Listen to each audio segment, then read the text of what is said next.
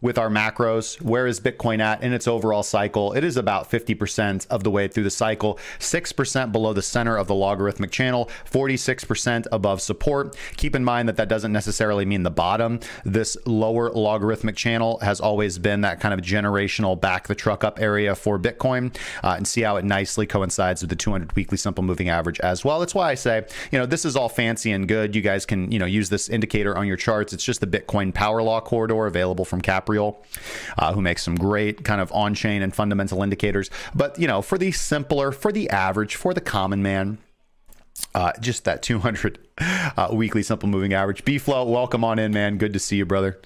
All right, Bitcoin volatility is picking up. 7-day volatility relative to 24-hour volatility relative to 7-day volatility. Typically, when we get above 0.5% on this metric is when we want to be taking profits on directional positions, or even potentially fading dominant directions.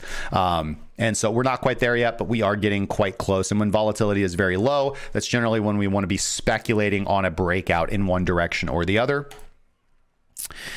Bitcoin dominance does continue to pull back a little bit following that reversal candle that we had on February 8th. So just 4 days ago. So we've had 4 days of mild downside in Bitcoin dominance coming up on our 10-period exponential moving average. Will we get a bounce here? Possibly. As far as the weekly chart is concerned, we are, of course, overbought, pulling back a little bit in today's weekly. So this is a nice reversal looking candle. So again, if Bitcoin dominance is going to take a huge slide to the downside, that means one of two things. It means altcoins are going to get hammered because USDT dominance or stablecoin dominance is going to rise, and we're just going to go more into full bear mode, or stablecoin dominance is actually going to decline. Bitcoin dominance is going to decline and altcoins are going to rise up. Honestly, it's anybody's guess at this point in time. Looking at stablecoin dominance on the daily time frame, we did get a reversal candle about 2 days ago on the 10th. We are struggling. We are showing a lot of resistance at that 200 daily SMA. Don't really have any weekly metrics for this chart, so that's all I will simply point out. Potential pullback down here would be lovely to see for the altcoin market capitalization. Looking at altcoin price performance relative to Bitcoin here on the daily time frame, we are still deeply oversold. We are doing a little bit of a scallop here. All right, hopefully looking for a bump and run. We would want to see this above about 2.78 million. This is, of course, others. So this is all altcoin market. This is all altcoin price performance relative to the price of Bitcoin minus the top 10. So again, we see that the top 10, as we read earlier, have really been hoarding liquidity. And again, going back to what I was saying earlier, when we think about the markets like stability, and when there's indecision in the markets, when we don't really know what's coming down the pipe, in traditional markets, people are going to get out of stocks and they're going to go to bonds. But even in cryptocurrency, yes, some individuals will sell, but other individuals will simply sell their more speculative assets and go into what they consider to be more established assets. And we're seeing that with altcoins too. Even though altcoins are down, even though the top 10 are down relative to Bitcoin quite a bit, they're still holding up significantly better than anything below the top 10. All right, Bitcoin, we still have a weekly bullish trend. We have not closed below the 10-period weekly exponential moving average. Again, as I've mentioned many, many times, that is always a very bad signal for Bitcoin. Usually when we do close below the 10 weekly, we do bounce back for a lower high and then enter into bearishness. We've seen it multiple times, but we've already done that. We've already double topped here at this potential market top. And so again, the market is just holding on for dear life. Is this going to be a bottom? One thing I've pointed out also is that our volatility metric typically tops around 80 to 85% when Bitcoin market cycles or local cycles peak, and then we kind of descend into a double top while volatility drops. We see it here, we see it over here, and now we're seeing it here, which is why I'm less in favor of a close below the 10 weekly moving average leading to a bounce. Although of course anything is possible. We could get something like a triple top or at least a lower high. Much more likely, unfortunately, that if we do now close below the 10 weekly moving average, that we just descend down into support, just as we did here, and we entered into the summer doldrums. Again, my overall thesis is that we enter into the winter doldrums. I've been saying that for quite a while, until we get some more clear policy from the Fed, until monetary policy shifts to something like QE, to something more positive. Again, that could happen in March, that could happen in May. Bitcoin on the daily time frame is deviated below our guppy boundaries. We are kind of in that lower channel where we are descending support close to 90,000, where we have seen some pretty significant dips before. Volatility is compressing quite a bit. Thank you, somebody, for the sub. Tommy Ahmed, thank you so much for the sub on YouTube, brother. Welcome to the family. We are again consolidating, tightening volatility here. Support all the way down at 79,396. The big level to watch. I know everybody is, just kind of obsessed with this trade, and there's nothing wrong. I'm not mad at you if you're taking on some risk right now and targeting for kind of a mean reversion trade, looking for a lower high up to something like 102, 104. That's absolutely fine. I think you've got some clear invalidation, so it's not a stupid trade. Again, you don't want to see a close below 93,000 at this point in time. That would be quite bearish. But again, we're entering into a kind of a value area high for the value area low for the market. So I don't see anything wrong with putting on a position here, looking for some long exposure here. That's absolutely fine. You are betting against the trend. The trend is looking like it's going to bend. But, again, I see it. The trade I'm really excited about is that breakout above 108, above 109,000. Okay. Where were we? And again, what's the primary thing to watch here? As we've said before, 4-hour time frame. We've just seen Bitcoin continually reject from these 4-hour guppy bands. And so something that might be exciting is getting a 4-hour close above, at this point in time, what are we at? About 97,600, let's just call it 97,700, which is where our current level of resistance is right now. That hasn't happened yet. It's only happened once since the beginning of February, and that was a fake out. So the only thing really, I guess, bullish that I see is this big wick to the downside. This is a nice 4-hour wick to the downside. If we're going to have more upside here, then I would be targeting maybe like a 3% move up from Bitcoin up to about 100,000 would be on the table, and then kind of going from there. But right now, we don't have that 4-hour breakout. We are at 4-hour resistance. So we'll see. I guess on the lower time frames,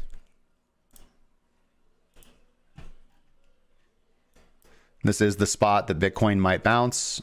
We've kind of broken up above our guppy bands. Are we going to maintain our bullish trend from the value area high or descend back down as we have every other time? Time will tell. Time will tell. I want to check something here real quick. Yeah, my pullback strategy has not fired off a signal since the end of January. So we're just not in pullback mode right now. We are in indecision bear mode right now.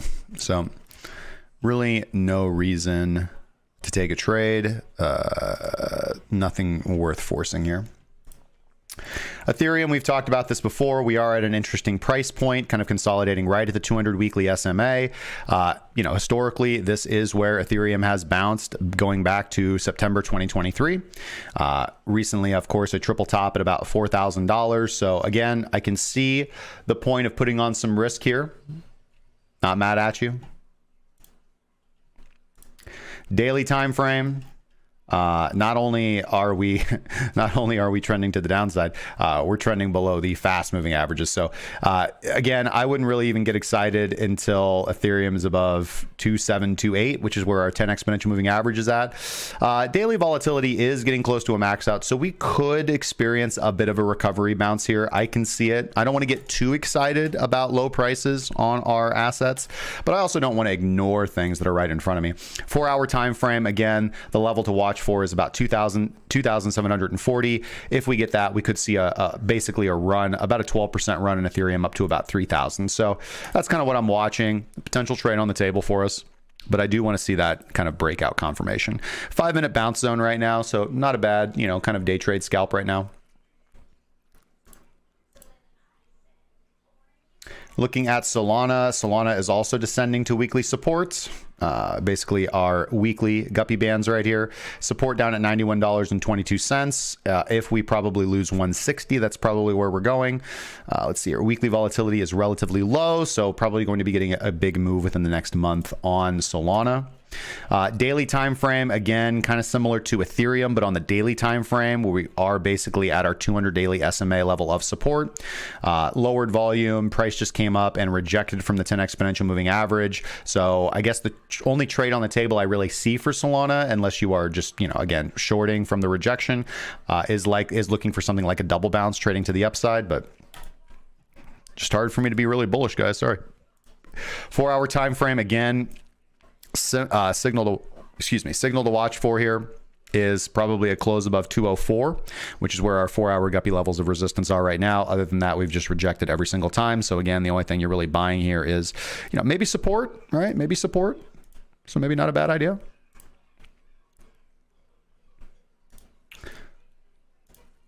And then unlike Ethereum and Bitcoin, not really showing that same 5-minute bullishness here. XRP, we've talked about this before. We are at the 10 weekly exponential moving average level of support. Obviously, losing this is probably going to lead to more downside for XRP. Bitcoin is also, XRP has also deviated below our daily guppies for the first time, and our 10 exponential moving average is acting as resistance. So maybe a close above $2.50 could potentially be exciting here. Again, same levels to watch are our 4-hour guppy bands right here, where we have resistance at about $2.50. And so maybe a close above that, we get a conservative run of about 12%, up to about $2.82.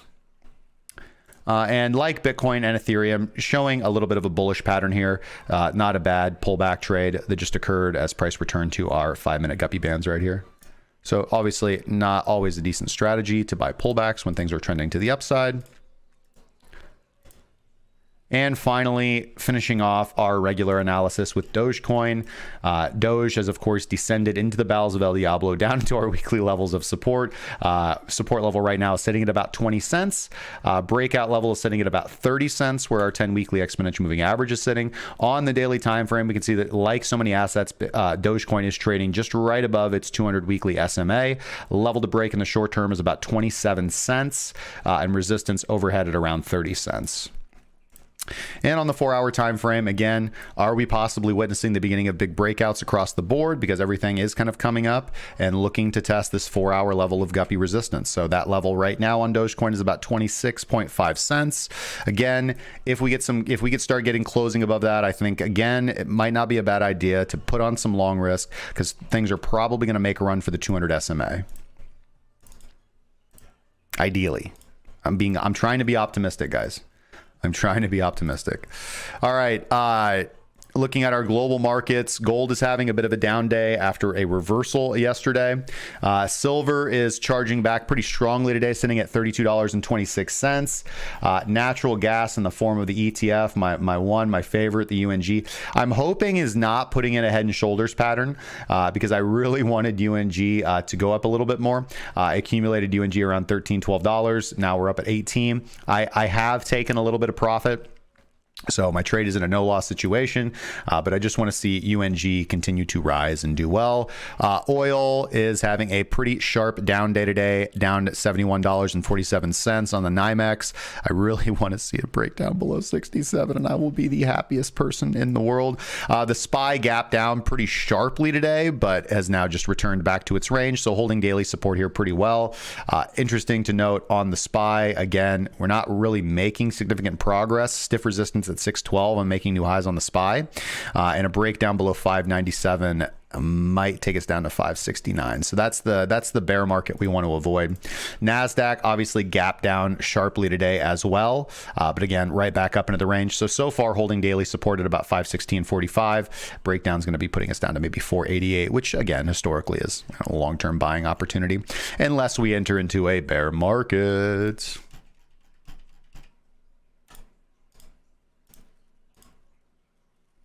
And then U.S. equities today, MicroStrategy gap down, bounced up. Coinbase gap down, bounced up. NVIDIA gap down, bounced up. SMCI still trading with an inside bar. Tesla pumping a little bit today. Palantir gap down, popped right back up. Vistra gap down, popped right back up. And DJT gap down, popped right back up as well. So, but DJT is kind of holding on by a thread. Nobody using Truth Social? I mean, maybe. I don't know. Let's put on our reversal system. I mean, on a weekly time frame, we've basically been heavily oversold since October. All right. Let's see here. We had a buy signal in September 16th that went absolutely nowhere. Even regular bullish divergence throughout, basically December and November that went absolutely nowhere on the weekly time frame. I mean, so listen, yes, from a decent reversal trade setup, I mean, we are deviated below the lower boundary of the Bollinger Bands. We have a little bit of volatility compression right here. Not a ton of volume, I would say, particularly on the Binance chart. And I mean, support is like down here more, right? Support is still about 45% away, bro. Like, I mean, so we'll see, but, yeah, I'm not a value investor, dude. I'll buy Ethereum when it's going back up, and I'm mostly just looking at its USD value at this point in time.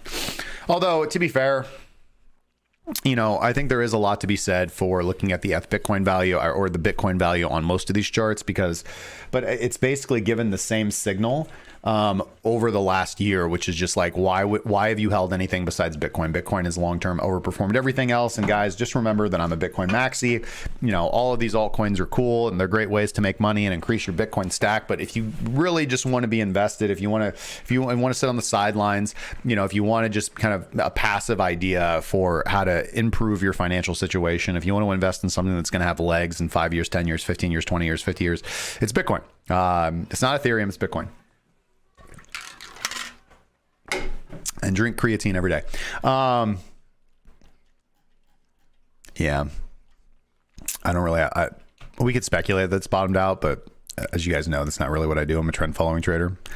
What I will say is that if ETH Bitcoin can get back above like 0.04, then that'll be interesting, because it did that over here, broke back above the 200 weekly HMA, and went on a run. Of course, that was back in 2020. You know what I mean? And it's just basically been down only since that top. So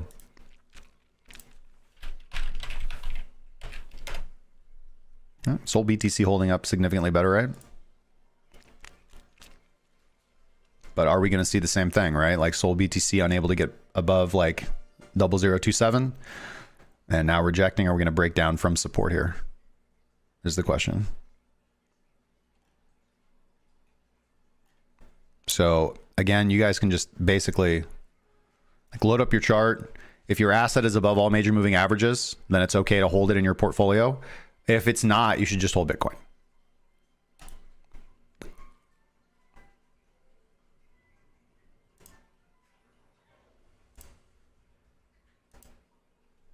Fabulous hindsight, much better to have owned MicroStrategy. I guess, yeah. But I mean, a lot of crypto traders aren't stock traders, don't feel comfortable with stock trading. So, I mean, that's just like your opinion, bro, Just teasing you, dude. Yeah, again, but MicroStrategy, like fabulous hindsight, right?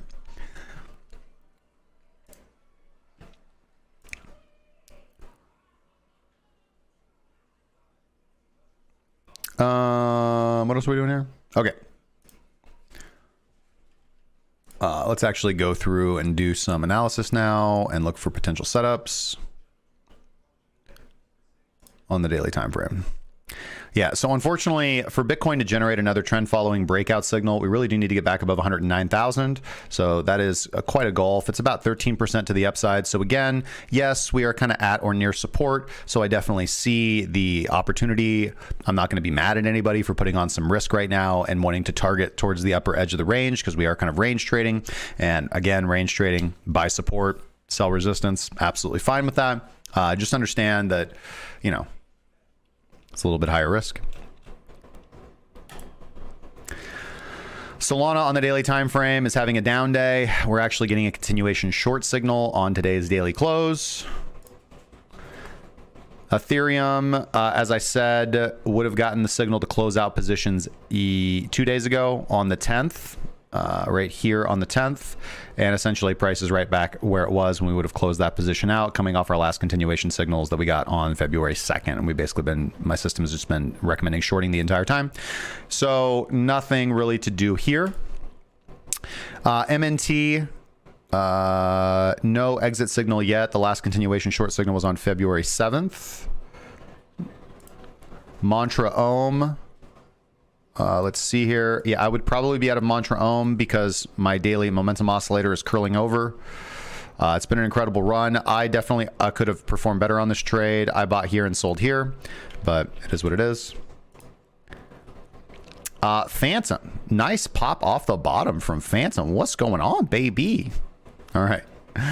Phantom needs to get back above 77 cents for a true, or I'll say 78 cents for a true breakout trade. Might get a little bit lower as we get down there.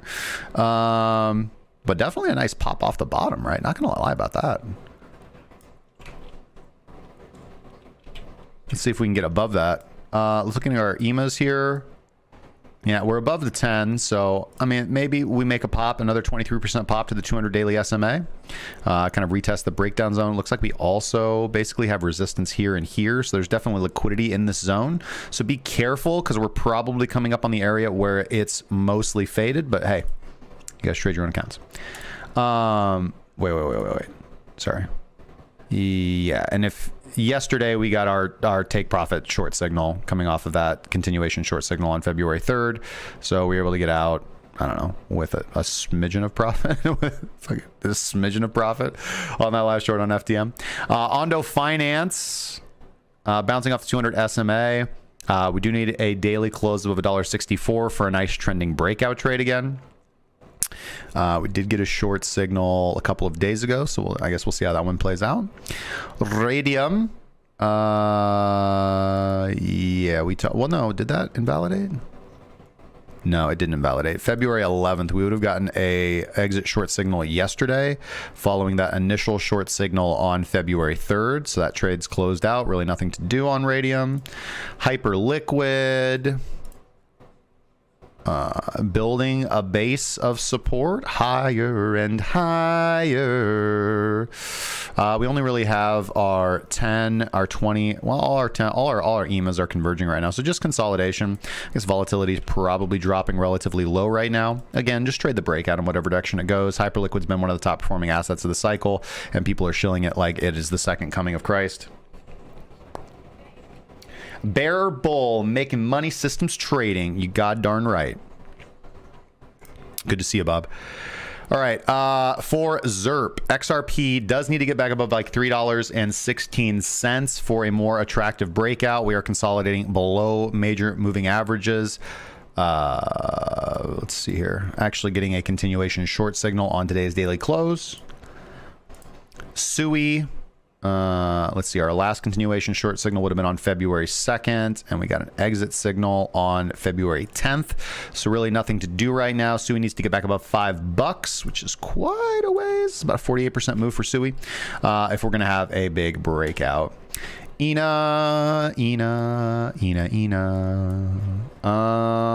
Let's see here. Continuation short signal on February 2nd, and we did get an exit signal on February 9th. So we'd be out of ENA. That was the last short that we took. Pepe Le Frog, rejecting from the 10 period exponential moving average. Maybe if we can get above like 10.15, then we can make a run to the 200 SMA, which is about a 30% move for Pepe, but really nothing from my system. We had a continuation short signal on February 2nd and a close on February 9th. So nothing to do. Depeche Mode is consolidating below all major moving averages and currently rejecting from them. Maybe we get excited on a breakout above, I don't know, 20 cents. JTO. Let's see. We got a short signal that is now underwater on February 5th and probably exiting out of that short today, which, you know, whatever. JTO needs to get back above $3.29 for a nice and proper breakout. Other than that, again, you can see the range trade. Hedera hash graph, just, you know, not doing much. Short signal on January 29th and an exit signal on February 10th. So a couple of days ago. We are a little bit lower than that, but no action to take on JTO right now. Aave, unable to get above the 10 exponential moving average in a bearish trend. A continuation short signal on February 2nd and February 11th. we would have closed out. So nothing to do on Aave right now. We are coming up closely to the 200 SMA, but I need Aave to get back above like 350 before it's attractive for a breakout. Pengu only knows how to sell.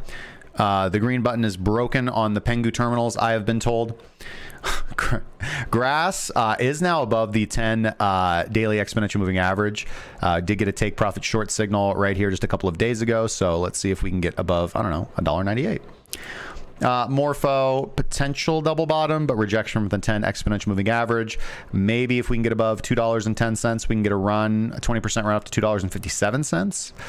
Chainlink chilling right above the 200 daily SMA. Current rejection from the 10 daily exponential moving average. Really want Chainlink back above $26 before I'm super excited about it. It's about 40% to the upside, but nobody said this was going to be easy. AI agents, let's see how slaughtered they are after a little bit of a pop a couple of days ago. AI agent, AI XBT down. Tau rejecting from the 10 daily. Or no, sorry, that was virtuals. Tau, not bad, not bad. Let's see if we can get a little bit higher on Tau. I'm not too excited about it. Render right now rejecting from the 10 daily exponential moving average. Might be a trade above $4.59. Fetch AI. Bob the Builder with $20. My dude, how are you going to eat today, man? That was for the burritos at the taco truck, bro. He says, best knowledge I've found on the planet comes from me. Thank you, brother. I appreciate you, man. You're one of my favorite people on God's green earth. AI16Z having a down day after a nice pop, take profit short signal, so really nothing to do so far on AI16Z unless we're trading reversals. Graphane had a little bit of a pop last week, a little bit of a pop over the last 4 days, but currently selling back down. Cookie selling off after its pop. Vader double topping, maybe triple topping here. Yes, no, error selling off, not a ton, but quite a bit after it's popped right there. SNAI is holding on.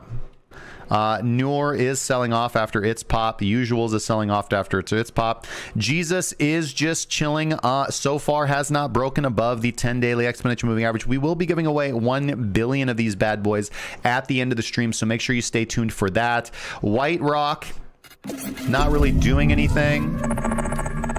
What? With another $20, Bob the Builder with a super chat, man, says this is for our burrito day. I'm gonna be able to get one of them supersized burritos from the taco. You know what I'm talking about? I'm talking about them burritos that you need a cart to carry. You know, I tell them you put the extra spicy on there. That might better have guacamole in there, man. I need that sour cream. And I'm not talking the American taco. They're like, what do you want on it? Oh, lettuce, shredded cheese, and onion. What are we doing here? I want red beans on that bad boy. I want some of that Mexican rice, some of that Mexican street corn you put on that taco. As much salsa as you're legally allowed to put on that thing. Woo! You serve it up. Give me some extra beans and rice on the side. I'll tell you what, man. Thank you, Bob. You're the best, man. Chain, Barracuda is up about 20% since its lows. I would not get too excited. That's about what I've got. All right, we have been live for an hour. I finish my creatine water here.